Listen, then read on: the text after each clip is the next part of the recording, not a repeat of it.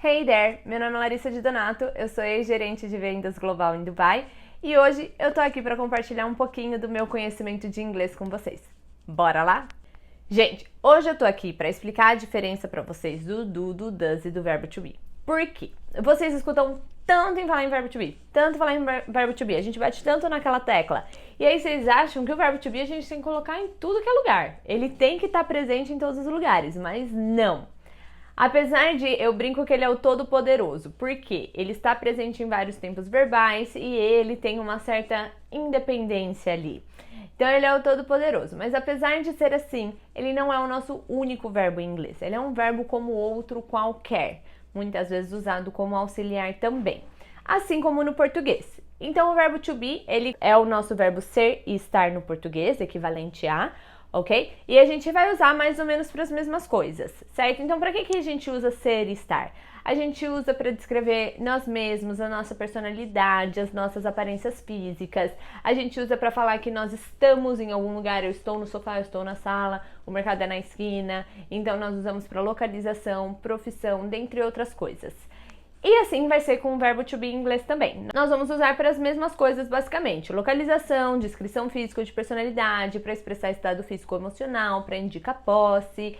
E tem algumas diferenciazinhas que eu não vou entrar no mérito hoje. Mas a gente tem o verbo to be para essas coisas. Ele é o nosso ser e estar. Esses dois verbos são um só no inglês. Então, ser ou estar, ok? Guarda isso. E aí, quando a gente parte para os demais verbos, que existe uma variedade de verbos, porque a gente tem falar, a gente tem correr, a gente tem comer, a gente tem pensar, dormir, acordar, tem um monte de verbos, certo? E esses verbos não são tão importantes quanto ser e estar, que fala da nossa essência, quem nós somos. Então, eles não são todo poderosos como o nosso verbo to be, mas estão presentes aí no idioma, assim como estão no português. Então, são coisas diferentes, assim como eu tenho ser, estar, pensar, dormir, falar, comer. No inglês eu tenho to be, to eat, to run, to speak, to sleep e assim por diante. Quando a gente quiser colocar um verbo no infinitivo no inglês, a gente coloca esse to aí na frente, ok? Quando a gente quer falar o verbo dormir, to sleep. Então, são verbos diferentes em ambos os idiomas e serão usados com propósitos diferentes. Certo? O que acontece? No português, quando a gente vai falar alguma coisa, a gente faz a nossa frase lá, eu vou dormir, eu durmo às 10 da noite. É verdade, eu durmo às 10 da noite, tá? 10, 10 e meia ali. Uma senhorinha praticamente. Então, eu durmo às 10 da noite todos os dias. Eu falo português e inglês. Ela vai à academia todo final de semana. Vamos supor. Então, são coisas para descrever hábitos e rotinas. Normalmente, os nossos outros verbos, quando a gente conjuga eles no presente, são para descrever hábitos e rotinas, certo? O que acontece? Eles não são todos poderosos, eles não têm a capacidade de fazer tudo sozinho, como to be. Então, eles precisam de alguém para ajudar eles na hora de fazer a negativa, na hora de fazer aquela pergunta, porque eles não conseguem. O to be, a gente já viu, tem outro vídeo aqui no canal explicando como que é a nossa estrutura de negativa e pergunta. Então, para os demais verbos, já que a gente não tem o to be, entra o nosso do e does.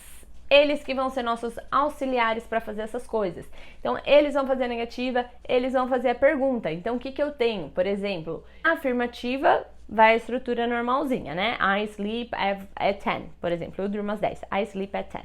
Quando eu quero fazer uma pergunta, eu tenho que colocar esses caras. Lembra que a gente nunca começa sujeito com o sujeito na pergunta? Tem que ter alguém antes dele para já indicar logo que é a pergunta. Para não ter aquela confusão, igual a gente tem no português. Você fala, você tá me perguntando ou você tá afirmando?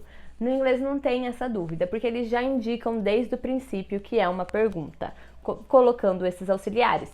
O verbo to be é o todo-poderoso, ele é seu próprio auxiliar. Então aqui a gente tem um outro cara que fala, opa, deixa que eu faça esse trabalho. Verbos, eu vou fazer a pergunta pra você, eu vou fazer a negativa, não se preocupa, você não precisa se preocupar com nada, tá? O que acontece? Nós temos uma diferenciazinha para o eu, você, nós e eles, para a nossa galera do plural e a nossa galera do singular. Então pensa aqui comigo, ó. He, she, it são excluídos, gente, eles são terceira pessoa do singular, eles são sozinhos, eles só andam sozinhos. E As demais pessoas andam em grupo, são os populares. Você, como é muito legal, você anda com os carinha popular, tá? Então você tem I, you, we, they, a gente vai separar eles de um lado e he, she, it do outro. Só que o que acontece? Quando a gente quer indicar que alguma coisa tá em grupo, que tem mais de um, o que a gente faz? A gente adiciona o S. Exatamente.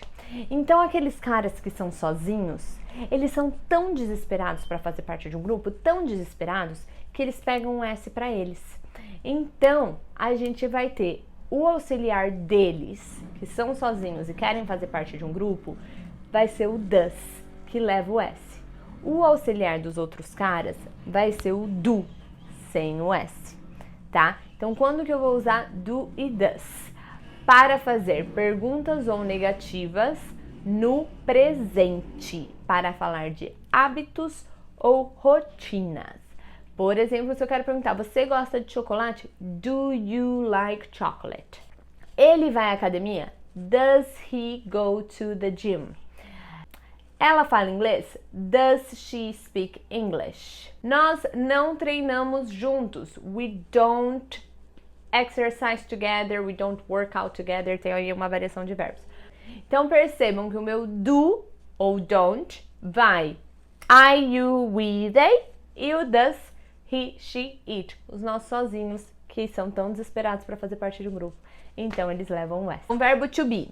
Localização, descrição física ou de personalidade, expressar estado físico-emocional, profissão, idade, posse e coisas factuais. Do e does para os demais verbos do inglês. Ok? A gente vai usar para rotina e hábitos. Eles são auxiliares na hora de fazer a nossa pergunta e a negativa. Larissa, posso usar eles na afirmativa? Pode. Eles vêm na afirmativa, mas com o intuito de dar ênfase. Por exemplo, I do train every day. Eu treino sim todo dia. Então, eles dão uma certa ênfase. Não é muito comum ser usado, mas se você quiser dar ênfase ou se você tiver com dúvida, você pode sim utilizá-los, ok? Espero ter ajudado. Fica por aqui, já se inscreve no canal também para ficar ligado em mais dicas de inglês. And see you next time.